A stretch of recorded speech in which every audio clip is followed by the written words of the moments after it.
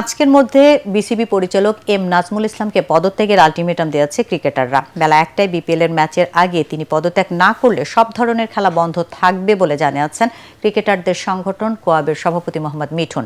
রাতে জুমে আয়োজিত সংবাদ সম্মেলনে তিনি জানিয়েছেন, ক্রিকেটারদের নিয়ে নাজমুলের বিতর্কিত মন্তব্যের প্রতিবাদে এই সিদ্ধান্ত নেওয়া হয়েছে।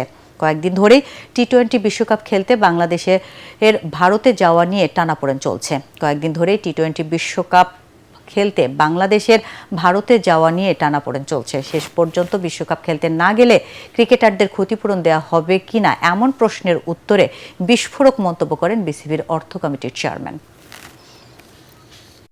একজন বোর্ড ডিরেক্টর উনি যেভাবে প্লেয়ারদেরকে নিয়ে মন্তব্য করছেন, একজন দায়িত্বরত বোর্ড ডিরেক্টর কখনোই এইভাবে প্লেয়ারদের নিয়ে কথা বলতে পারেন না। আমরা ইমিডিয়েট উনার রিজাইন চাচ্ছি। উনি যদি কালকে